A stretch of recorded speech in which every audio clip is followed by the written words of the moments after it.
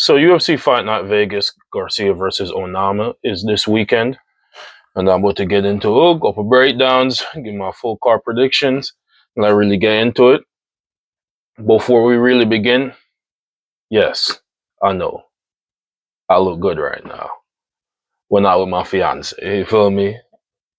I know I'm looking kind of fresh, shape up everything. I know. Don't worry. But to get into it, we're going to begin with the early prelims. I'm going to be starting off with the women's strawweight division. Beginning with Talita Alenkar versus Ariana Carnelosi. Um, for me, I'm going to go with Ariane Carnelosi for this matchup.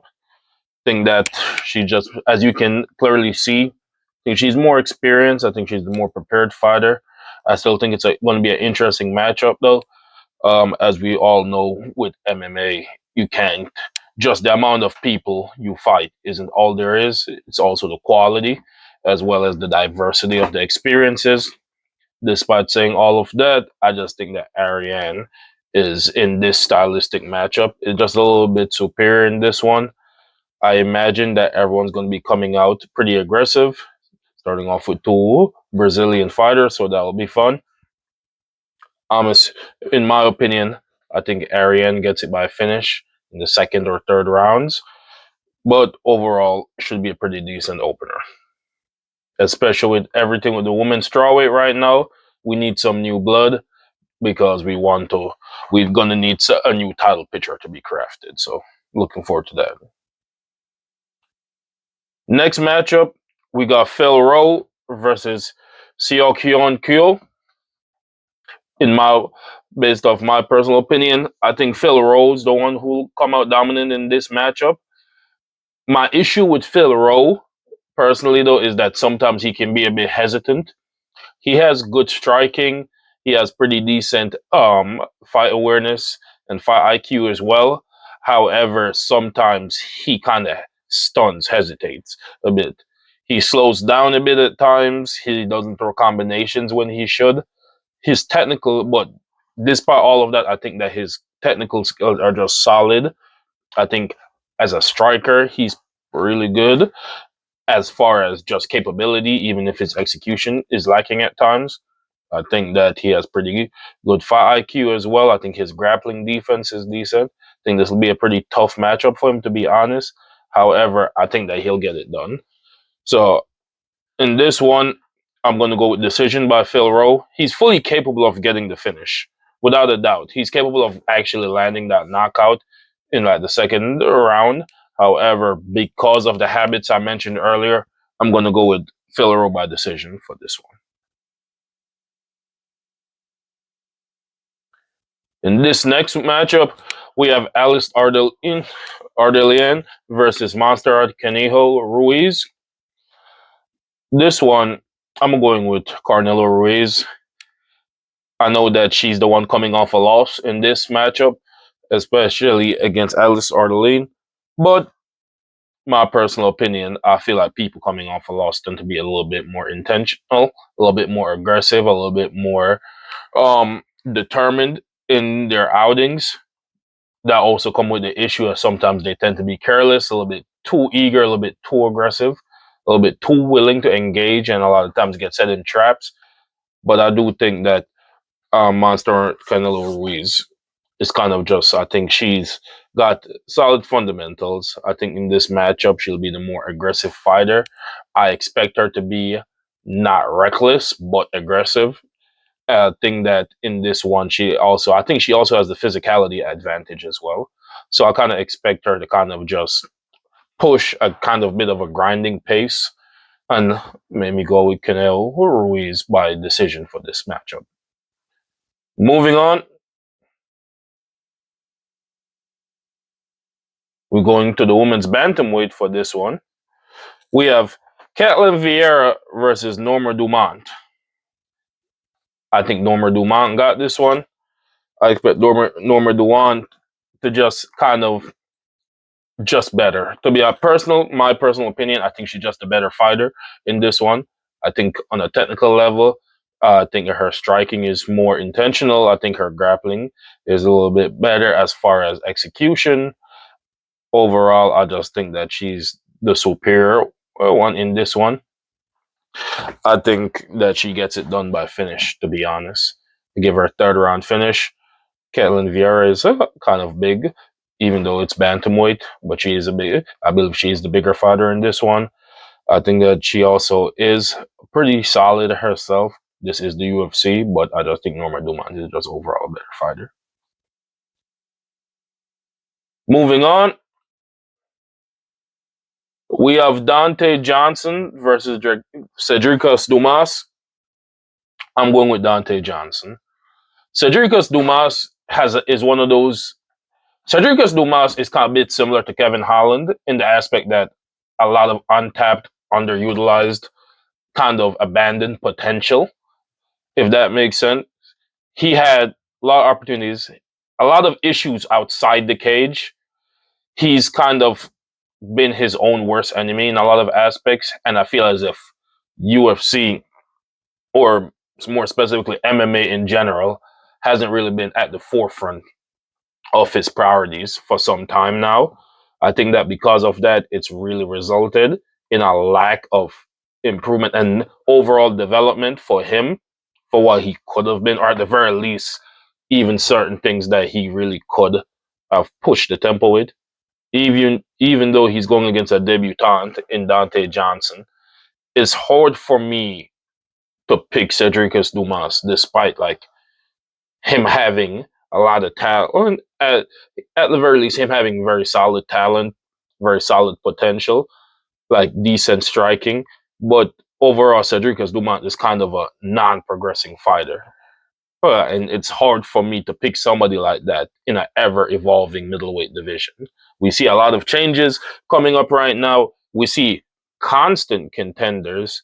We just got ourselves a new champion. So we see all of this. We got ourselves a new champion. So we're seeing all of these developments. We see that the top five is constantly going at each other. We see everybody is trying to fully not just insert themselves, but lay their own path of domination.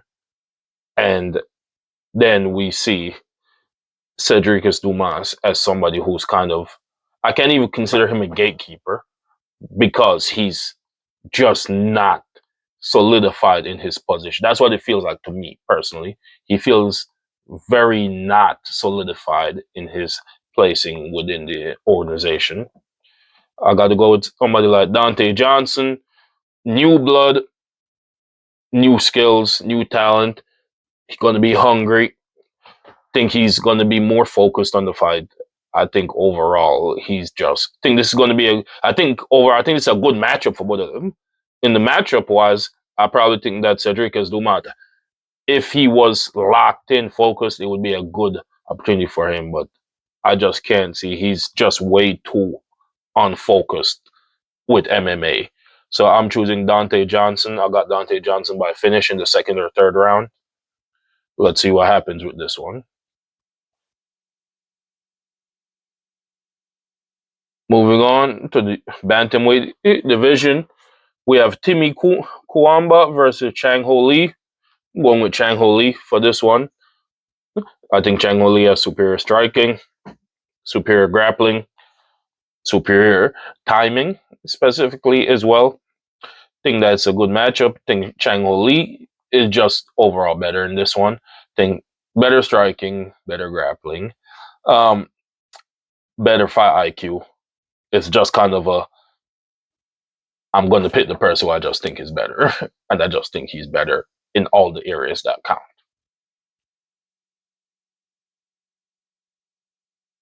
Moving on to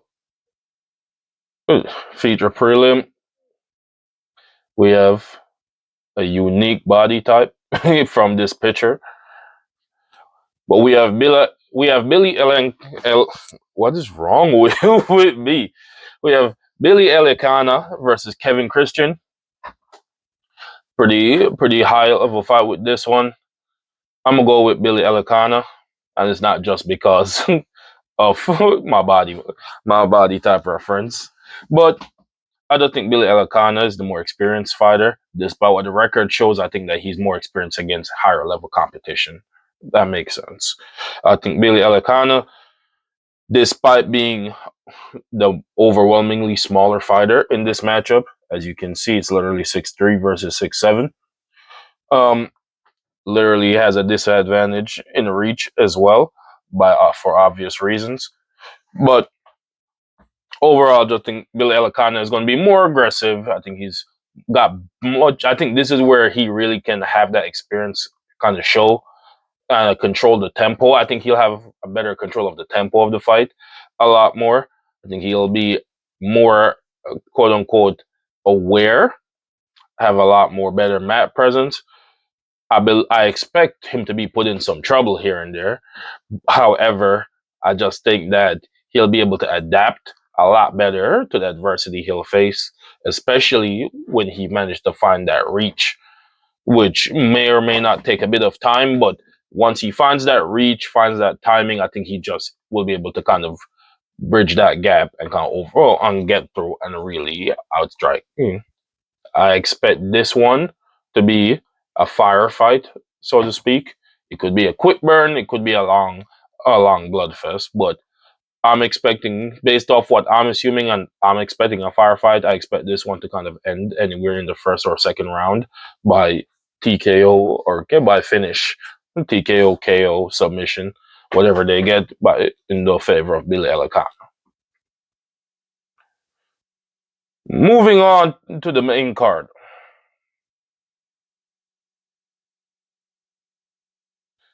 I know we all excited to be back in the Apex arena, and these are going to be the people who are really going to be spearheading this card. We're starting off with Alan. Forgive me for butchering the name, but Alan Nascimento. Alan Nascimento versus Cody Durden. I got Cody Durden in this one. I think I know Cody Durden's kind of one of those win-loss fighters, but I think this is the time for Durden. I think this is the one that Durden kind of breaks. Well, kind of gets back into his the win column. I think Durden overall, I think his striking, grappling is good enough to kind of inch out that victory against Alan Nascimento. I think that Nascimento is going to come forward a lot of try to overrun him, try to break him early.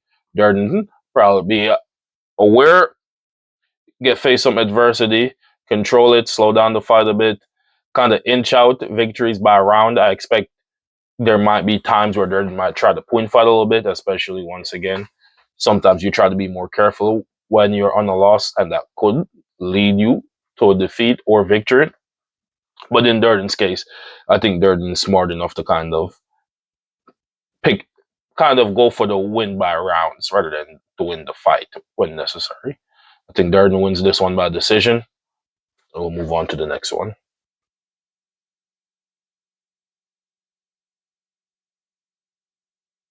We have Charles Radke versus Daniel Frunza. I think Radke wins this one. Um, I think Radke wins this one by finish as well, second or third round finish. I think Radke has the superior striking and the greater power in this matchup as well. Radke once again going for the smaller fighter in this matchup, but I think Radke's also got the superior speed. So I think he had the superior speed, power, and overall just striking. So I think Radke should be able to find his mark and get it done. I wouldn't even be surprised if Radke would be losing the fight up to that moment. I expect that Radke more or less is able to find his chin with this one, and I just end up going with Radke by finish in the second or third round. It'll be a pretty. I expect this one to be. It could be a pretty fun fight, or it could kind of be a back and forth in a lot of cases. I'm a bit looking forward to this one to see how how this matchup specifically actually looks in actual real time. So this should be a pretty interesting fight. Moving on to the featherweight division, we have Isaac Bulgarian versus Yadir Del Val. We have Del Val being undefeated, coming in from Cuba, like on a pretty hot streak, looking real good. Isaac Bulgarian also has been looking pretty good in some of his showings. Dul- Bulgarian, though, sometimes does, as I'd mentioned earlier, one of my critiques against Phil Rowe, Bulgarian also at times looks like he slows himself down due to mental blocks a bit. Like, I know taking your time, reading, adjusting, and stuff like that, but Bulgarian, at least in my opinion, at times show habits where he may he may be at risk if he faces greater opposition. Like he shows a lot of habits that demonstrate that he might be susceptible to a higher level fighter. For this, and the thing is, in this case, I don't know if that fighter is Del Val. In my mind, I want to choose Del Val. I want to choose him because the aggressiveness, especially from that Cuban culture, whereas like when it comes to martial arts and combat sports, it teaches you that get in the face, gritty fight, which I think can give Bulgarian a bit of struggle, a bit of problems at times. But I don't know if I would do that in this specific circumstance. I think Bulgarian is still a very solid technical fighter, still a very solid, skilled, experienced fighter. Both of them coming off wins. Bulgarian is the smaller fighter with the bigger reach. You feel me? So it's a lot of consideration, but I do think I'm going to go with Bulgarian. And I think I'm going to go with him by finish, to be honest. I say second round finish, to be honest. I think Bulgarian finds his chin. Um, if Del Val if Del Val ends up being the one who comes up with the win, I wouldn't be surprised. Genuinely wouldn't be surprised. But I'm just leaning towards Bulgarian in this one, despite everything. I just don't know how good Del Val truly is. If you, so I'm curious about this as well for a prospect, especially in the featherweight division, with all the movements going on there. Uh, I'd be curious to see if Del Val is continuing to solidify himself as a potential contender to be in that consideration of the upcoming things. Or if Bulgarian is going to use him as just another way to kind of keep elevating himself up the division. But we shall see.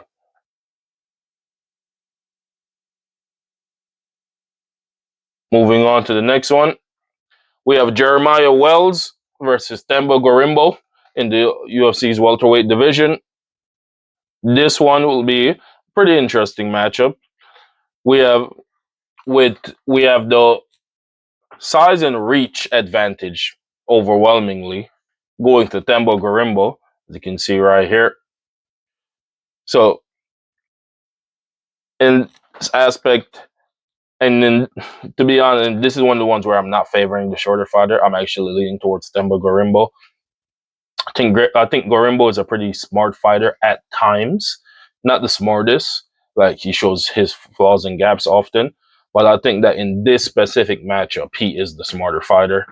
I think that he's pretty good at using his reach to his advantage. I think that he's a good enough fighter to keep him at bay. Like, remember, he literally has the advantage in height, reach, and even leg reach. Not to mention just overall, I think solid technical fighter of these two. Once again, I'm being very specific. In this case, I'm being overwhelmingly specific against Wells. Like, I think he's the more technical against Wells. I think he's the more aware of his um of his skills and weaknesses of these two. I think he is the fighter of this duo who's more aware of where he stands and is capable of, and I think he's better at using that to his advantage. I think in this matchup he comes up with the victory. So I think I got Tembo Gorimbo by decision in this one. 29-28 decision. And we got the co-main event. We got two very interesting heavyweights in this one. Two members of the of this upcoming, let's say, newer generation, as I'd mentioned previously, two of the newer generation of heavyweight in different aspects, two of the people who are being considered as potential contenders. We know we all just saw Waldo Cortez Acosta come off that loss, but he showed a lot of heart in that one. And then we have Ante Delia, teammate of Tom Aspinall. So all that controversy that's going on right now. Actually, somebody who Aspinall himself specifically mentioned that he would he would end up resigning. He'd rather vacate his heavyweight title than have to fight him. So that was and that in and of itself caused a lot of interesting responses from a lot of parties. But however, to focus back on this fight, Waldo Cortez Costa versus Ante Delia, I got Cortez Costa. I think Acosta is a very solid fighter. I think he has very good movement, and that's always something I value, especially in the heavyweight division. I think Waldo Cortez Acosta has a lot of solid movement. I don't think he's got the most knockout power of that we've ever seen. However, I think that he has very solid striking and knockout capabilities. I know this is heavyweight. I say all the time, it's heavyweight. Comparatively speaking, everybody can knock each other out because power is kind of the name of the division. However, despite all that, Cortez Acosta's movement and boxing technicality is very impressive, especially amongst the ranked heavyweights. And then even beyond that, he has a solid chin. He has very good determination, very good fight IQ. Not even fight IQ, just grit. He has great grit. He is one of those ones who will try to stand there as long as possible. He'll force the action. He'll stay on top of you. He'll hit you with the pop shots and get back in. If he's about to be knocked out, he'll hit you and he'll be there and he'll try to stay in. He'll try to do the outfighting. He'll try to keep it. He'll delay to try to get himself back in while still trying to make sure that he's kind of annoying you in the face. The Leha has decent power. He's kind of a more traditional in the aspect of less movement, more kind of charge at you a bit. Like to get to you, then he'll throw his strikes, then he'll throw his big power shots. Like he'll try to force the action that way. But as we saw just in that first 5 minutes with in the Tom Aspinall, Cyril Gahn, both of which have better movement than these two, but I'm just using it as an example. Um, we saw when Aspinall tried to charge at Cyril Gahn how effective Gahn's footwork and movement was at keeping him at bay and kind of leading to some of those shots being woofed. Aspinall still connected. Gahn still got hit, but Gahn was the more effective in those exchanges because of that footwork and that movement and his ability to avoid a lot of it. I see this to be similar between that matchup as far as how it goes. On that, instead of 5 minutes, I'm expecting to extend for the entire fight, more or less.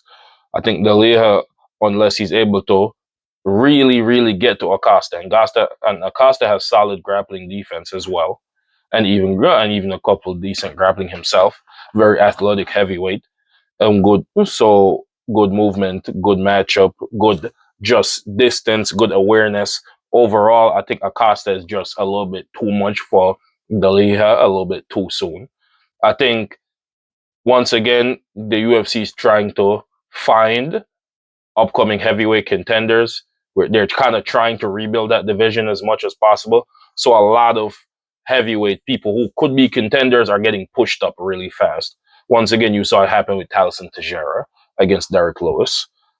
I think that same thing, Ante Delia just isn't real. I just don't know if he's ready for Acosta because of the specific skill set, and I think that's going to be a bit of a difficult hurdle for him to overcome. If he is able to overcome it, though, he directly inserts himself amongst a lot of the people on the short list for potential for a push from the UFC. Even though the Tom Aspinall thing might kind of make them a little bit hesitant to do that. But overall, I think it would be a pretty good opportunity for him and the team. But I know the UFC is probably wary of having another Aljamain Sterling Merab Divashvili situation where the champion and the number one contender kind of refuse to fight each other and leading to a bit of a lull. Moving on to the main event, we have number 12, just to show it, number 12, Steve Garcia versus number 13, David Onama.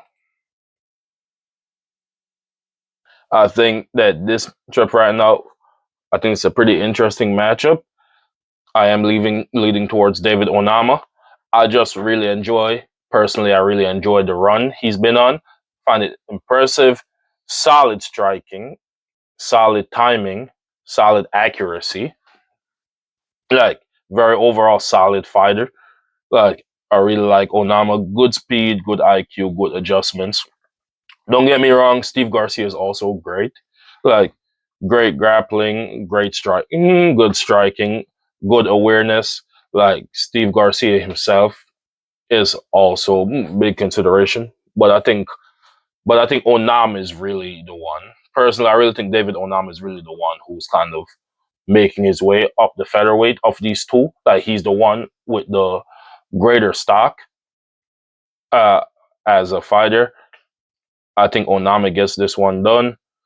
I expect it to be a bit of a gruesome fight, to be honest. I think it's going to be a good aggression from both parties, kind of a rubber meets the road, like real clash. So I definitely looking forward to seeing that. I think Garcia would mix in the grappling a lot more. Onama would probably focus more on the striking in this matchup. That's my perspective. I think that Onama is going to try to get him with the striking. I think Garcia will try to mix it up, even not just even the fight and slow it down, but to also try to get those submissions. I just think Onama's defense is good enough to kind of stave that off. I think Onama keeps him at bay, gets him where it counts, probably loses a round, to be honest. Probably loses a round or two, but still managed to rally and get it all and pull that decision victory out. So I get it. I personally have it going 49-48 David Onama as a decision victory for this final main event fight in the featherweight division. Well, guys, those are my picks.